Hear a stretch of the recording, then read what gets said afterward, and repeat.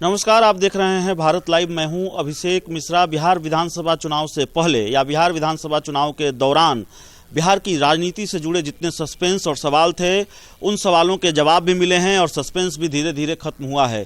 लेकिन बिहार में चुनाव के नतीजे आने के बाद एनडीए की सरकार बनी है और सरकार गठन के बाद भी बिहार में घटनाक्रम काफ़ी दिलचस्प तरीके से रहा है और इसकी वजह से बिहार की सियासत से जुड़े कई सस्पेंस है, कई सवाल हैं जो सियासत के गलियारों में लगातार टहल रहे हैं। हम आज बात करेंगे आरजेडी के बड़े नेता और पार्टी के मुख्य प्रवक्ता भाई वीरेंद्र जी से। सर, कई सवाल हैं, धीरे धीरे उन सवालों पर बातचीत होगी, लेकिन इंटरव्यू की शुरुआत उस बयान से होगी जो आपकी तरफ से सामने आया है। जितना मुझे जानकारी है, मैंने पढ़ा, आपने कहा कि भाई नीतीश कुमार तो बीजेपी के चक्रव्यूह में फंसे हुए हैं और दया आती है, आप आ जाइए मेरे साथ, हमारे साथ। मेरा ये व्यक्तिगत सलाह था और मैंने व्यक्तिगत सलाह भी आप लोग के माध्यम से आदरणीय मुख्यमंत्री नीतीश कुमार जी को सलाह दिया है कि बीजेपी के चक्रव्यूह से भागिए, नहीं तो आपको पीस देगा सर, और आपसे गलत काम कराकर आपके जेल के सलाखों में डालने का काम करेगा। इसलिए आप भागिए वहाँ से, क्योंकि जनता ने आपको तो चाहा नहीं, मैंडेट दिया नहीं, दिया तो है तेजस्वी प्रसाद यादव को। आप आइए और समर्थन कर दीजिए तेजस्वी प्रसाद यादव को, मुख्यमंत्री बनाइए। तो आपकी व्यक्तिगत राय ये है, आप बिहार की राजनीति को बहुत बेहतर समझते हैं, एक पार्टी के बड़े नेता हैं और लंबा अनुभव है आपका।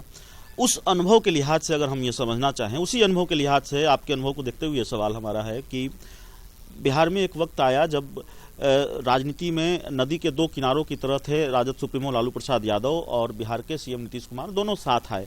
क्या आगे बिहार की सियासत में ऐसी संभावनाएं देखते हैं जब आपकी तरफ से इस तरह के बयान सामने आता है? राजनीति संभावनाओं का खेल है, राजनीति में इनकार नहीं किया जा सकता है। राजनीति में न कोई दोस्त परमानेंट होता है, न दुश्मन कोई परमानेंट होता है।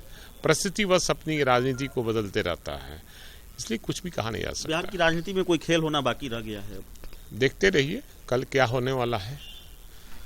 आप ये कह रहे हैं कि आपके लिए नीतीश कुमार के लिए आपके मन में प्रेम है या फिर दया है, और जिस तरह से वो चक्रव्यूह में फंसे हुए हैं उनको आना चाहिए।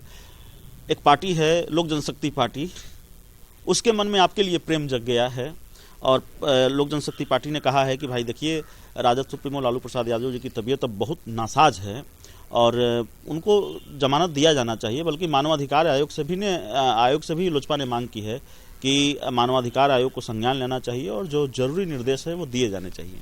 निश्चित रूप से उन्होंने सही कहा है और आदरणीय लालू प्रसाद यादव के साथ तो अन्याय हो रहा है। जो सजा काटना चाहिए था और जो नियम है, रूल है, उसके अनुसार वो समय से ज़्यादा, तय समय से ज़्यादा वो सजा काट चुके हैं और उनकी तबीयत भी खराब चल रही है। उस अनुसार उनको मिलना चाहिए बेल। नहीं, ये एनडीए के लोग नहीं चाहते हैं कि वो जेल से बाहर आएँ।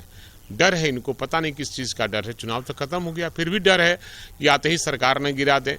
तो भाई, सरकार अपने आप गिर जाएगी तो हम क्या कर सकते हैं?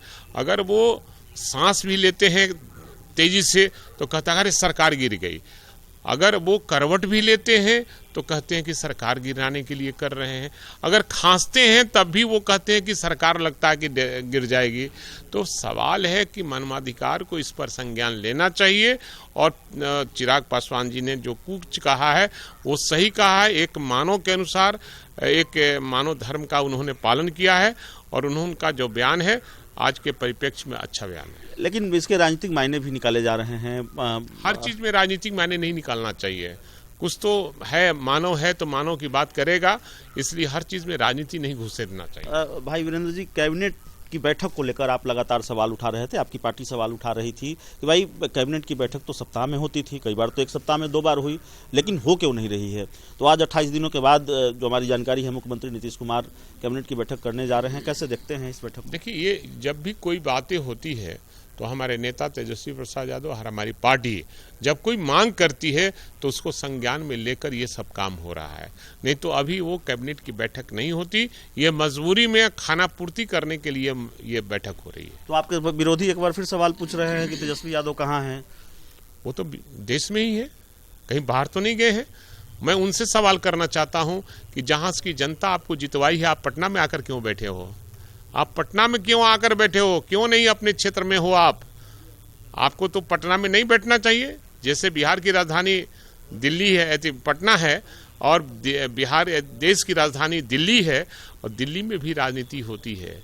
वहाँ भी वो गए हैं किसान नेताओं से बात करने के लिए, विरोधी दल के जो मुख्यमंत्री हैं उनसे सलाह मशविरा लेने के लिए, और बहुत बड़ी राजनीति मतलब किसानों के प्रति, बेरोजगारों के लिए जो काम करने के लिए बहुत बड़ी माने आंदोलन करने की तैयारी करने गए हैं, और उसी के लिए घबरा गए हैं। इनको पता चल गया है कि वहाँ मशविरा हो रहा है और प्लानिंग बन रही है, इसलिए घबरा कर ये लोग बयान दे रहे हैं। एक आखिरी सवाल भाई वीरेंद्र जी, कैबिनेट विस्तार को लेकर भी बड़ा सस्पेंस रहा है और कई तरह की बातें कैबिनेट विस्तार में देरी की वजह से सामने आती रही हैं। अब आज मुख्यमंत्री का एक बयान सामने आया है, उन्होंने गेंद बीजेपी के पाले में डाल दी है कि भाई बीजेपी की तरफ से कोई प्रस्ताव ही नहीं आया। कैसे देखते हैं कैबिनेट विस्तार को लेकर जो खींचतान चल रही है? सबसे बड़ी चीज है कि इन लोग में मेल नहीं है। 36 का संबंध चल रहा है, ये दिखाने के लिए एनडीए साथ में है, लेकिन अच्छा संबंध नहीं है और बेमेल शादी हुई है, इसलिए पटरी भी नहीं खा रहा है। जब बेमेल शादी हो जाती है तो पति पत्नी का मिलन नहीं होता है, तो बाल बच्चा भी नहीं होता है। इसलिए हो सकता है कि ये मंत्रिमंडल का विस्तार इसी कारण से नहीं हो पा रहा है। चलिए, भाई वीरेंद्र जी थे और अपने चिर परिचित अंदाज में सवालों के जवाब देते हैं, अपने राजनीतिक विरोधियों पर हमला करते हैं। तो कई सवाल थे बिहार की सियासत से जुड़े हुए, कई सस्पेंस थे जिसको लेकर हमने बात की आरजेडी के बड़े नेता भाई वीरेंद्र जी से। आरजेडी के मुख्य प्रवक्ता भी हैं और उन सवालों के जवाब तलाशने की हमने कोशिश की है। इस इंटरव्यू में इतना ही। आप बने रहिए भारत लाइव के साथ। बहुत बहुत धन्यवाद।